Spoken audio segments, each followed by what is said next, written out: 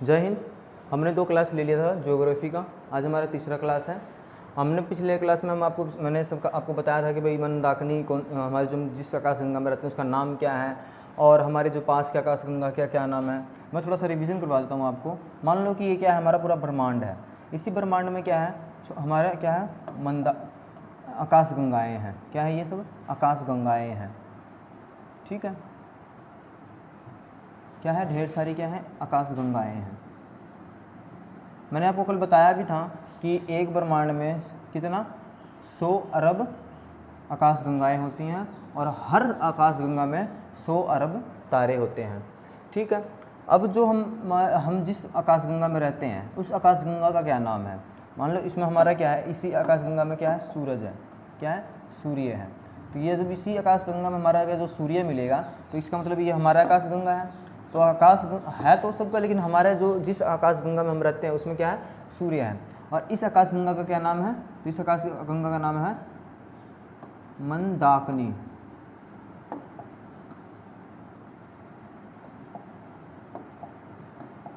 क्या नाम है? मंदाकिनी। इसी को हम क्या कहते हैं? मिल्की वे। मिल्की वे।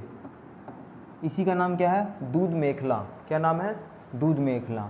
अब इसी के पास जो हमारे मंदाकिनी के बाद जो पहला पास जो मंदाकिनी है इसका क्या नाम है? देवयानी। देवयानी, एंड्रोमेडा। देवयानी बोलो या एंड्रोमेडा बोलो। ठीक है, उसके बाद जो हमारे आकाशगंगा के पास जो दूसरा आकाशगंगा जो पास है वो कौन सा है? देवयानी।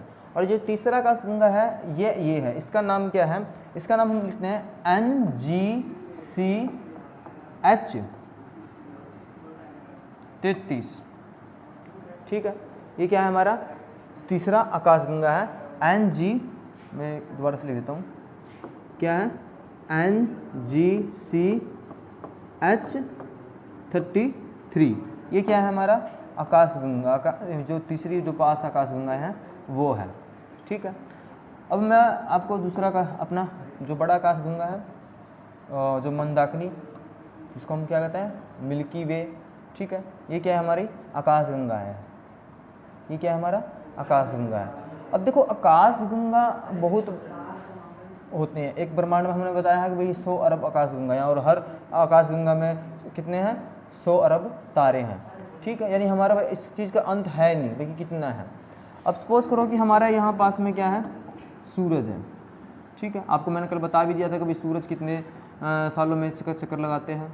ठीक है, आप सबको तो पता ही होगा इन दोनों। अब ये हमारा क्या है, सूरज है। ये पूरा क्या हमारा मंदाकिनी है। अब इसी एरिया में देखो, जो सूरज की जो कुछ दूरियों पे, सूरज के कुछ दूरी पर चमकने वाले जो तारे होते हैं इनको हम क्या कहते हैं? तारामंडल। तारामंडल। ठीक है, ये तारामंडल का जो संख्या है ना 87 है। टोटल 87 तारे हैं। इसी में आपका ध्रुव तारा मिलेगा, और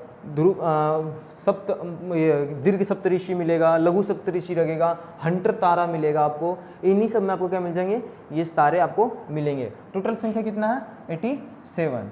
उसके बाद जो कुछ थोड़ी सी दूरी पे आपको जो मिलेंगे, ये आपको मिलेगा कि इस एरिया में आपको नक्षत्र। नक्षत्र। ठीक है, ये नक्षत्र मतलब आपको जिसमें ज्योतिष विज्ञान किया जाता है। ये नक्षत्र की जो संख्या है ये टोटल 27 है। कितना है? 27 है। इन्हीं में जो हमारे ज्योतिष आदमी होते हैं, हमारे भविष्य देखते हैं, ये किस में देखते हैं? ये 27 नक्षत्र का जिनको ज्ञान होता है वो ज्योतिष का भी ज्ञान जानते हैं। इसके बाद सूरज के थोड़ी सी दूरी पे आपको क्या मिल जाएगा? सौर मंडल। क्या है? सौर मंडल। ठीक है, इस मंडल में भाई आपके क्या है? 8 ग्रह हैं, जिसमें आपका बुध, मंगल, बृहस्पति, शुक्र, शनि, ये सब आपका ग्रह आता है। तो जो ये क्या है, जो सूरज के कुछ दूरी पर जो तारों का समूह होता है उसे हम तारामंडल कहते हैं, जिनकी संख्या कितना है? 87 है। और उसके थोड़ी सी दूर पर रहे तो क्या है? नक्षत्र, जिनकी संख्या कितना है? 27। और सूरज की थोड़ी सी नज़दीक जो ग्रहों का जो समूह है उसको हम क्या कहते हैं? सौर मंडल। क्या कहते हैं? सौर मंडल। ठीक है। अब देखो जो नया तारा होता है ना, जो नया तारा बनता है वो आकाशगंगा के किनारों में होता है। ठीक है, मान लो ये आकाशगंगा के इस साइड है, कुछ इस साइड है, कुछ इस साइड है, मतलब किनारों पे मिलता है। ठीक है, जब वो लाल दानव बन जाता है, क्या बन जाता है, जब वो लाल दानव बन जाता है तो वो क्या है, जब वो लाल दानव बन जाता है ना तो वो इस साइड आ जाता है, मतलब साइडों में यहाँ पे इस साइड इधर आ जाएगा आपका लाल दानव बनने के बाद। ठीक है, और जब वो पूरी तरह से समाप्त हो जाएगा, ब्लैक होल बन जाएगा, तो वो मंदाकिनी की जो हमारी आकाशगंगा है उसके सेंटर पॉइंट में आ जाएगा। भाई जितनी भी, मतलब हम कह सकते हैं ना कि सबसे ज़्यादा आकाशगंगा में सबसे ज़्यादा ब्लैक होल कहाँ मिलेगा, तो आकाशगंगा के सेंटर पॉइंट पे आपको क्या मिलेगा, सबसे ज़्यादा ब्लैक होल मिलेगा। ठीक है, अब यहाँ देखो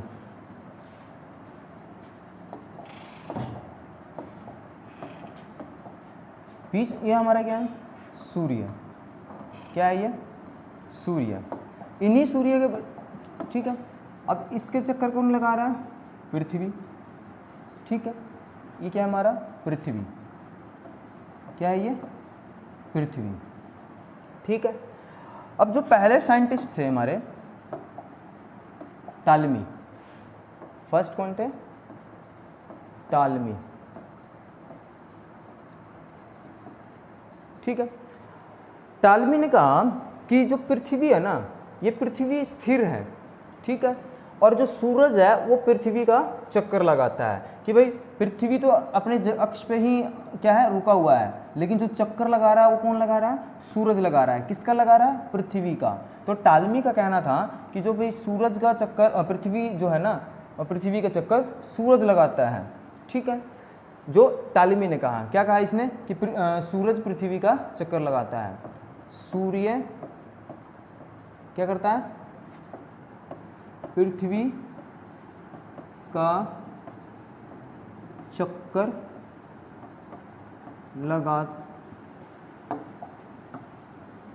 क्या करता है, लगाता है।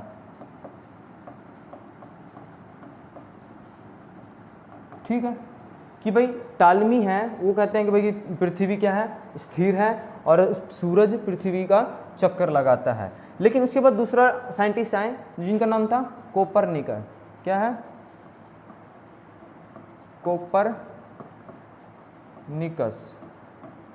क्या है, कोपरनिकस। कोपरनिकस ने कहा कि पृथ्वी चक्कर, सूरज जो है वो पृथ्वी का चक्कर नहीं लगाता, बल्कि इसका उल्टा है, पृथ्वी ही सूरज का चक्कर लगाता है। तो इसने कौन चक्कर लगा रहा है, पृथ्वी। किसका, तो सूर्य का। किसका लगा रहा है, तो सूर्य का। तो कोपरनिकस क्या कहते हैं कि भाई पृथ्वी नहीं, जो पृथ्वी का चक्कर सूरज नहीं लगा रहा है, पर जबकि सूरज का चक्कर पृथ्वी लगा रहा है। किसने कहा था, कोपरनिकस ने।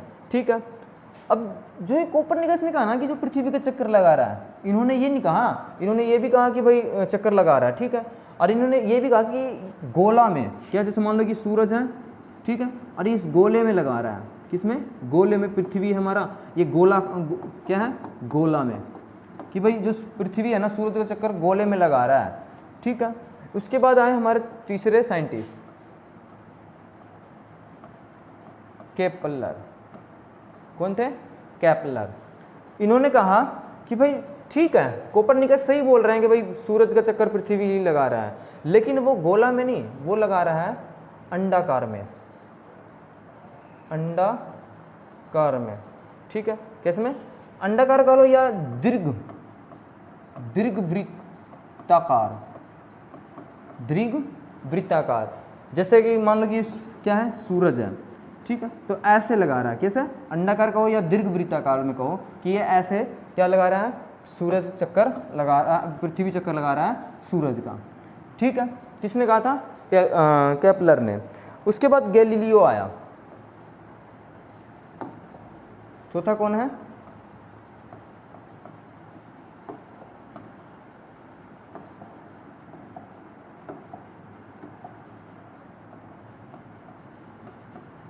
गैलीलियो।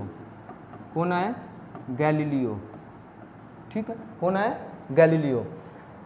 गैलीलियो ने कहा, इन्होंने क्या किया, गैलीलियो ने, ये जितनी भी बातें हुई है, ये जितनी भी बातें भाई जो साइंटिस्ट ने कहा है, केवल टालमी को छोड़कर, क्योंकि टालमी तो इसने अपोजिट ही सिद्धांत दिया था।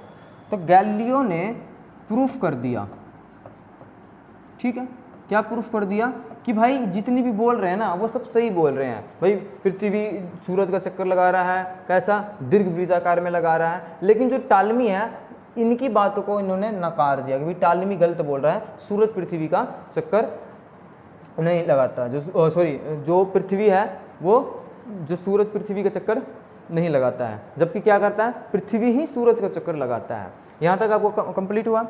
अब आता है जो पांचवें हमारे साइंटिस्ट हैं, इन्होंने क्या किया, एडविन हम्बल।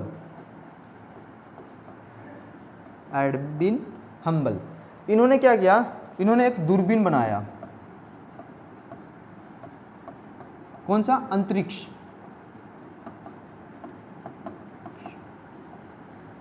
यंग ऐसे अंतरिक्ष दूरबीन बनाया जो पृथ्वी पर रहते हुए हम पूरे क्या है, हम आकाशगंगा को देख सकते हैं। किसने, एडविन हम्बल ने क्या बनाया, अंतरिक्ष दूरबीन बनाया, जिससे हम पृथ्वी पर रहकर भी हम क्या करते हैं, आकाशगंगा को देख सकते हैं। ठीक है, तो आप आई होप आप सबको आज का वीडियो यहाँ तक समझ में आया होगा कि भाई हम कैसे, हमारे आकाशगंगा है, हमारे आकाशगंगा के पास कौन से दूसरी आकाशगंगा है। ठीक है भाई, टालमी ने कौन सा सिद्धांत दिया था, कोपरनिकस ने कौन सा सिद्धांत दिया था, ठीक है, केपलर ने कौन सा सिद्धांत दिया था। ठीक है, तो अब हमें पता चल गया कि भाई पृथ्वी कैसा चक्कर लगाता है, अब सूरज का पृथ्वी। ठीक है, तो आज का क्लास आपका यहीं तक, ठीक है।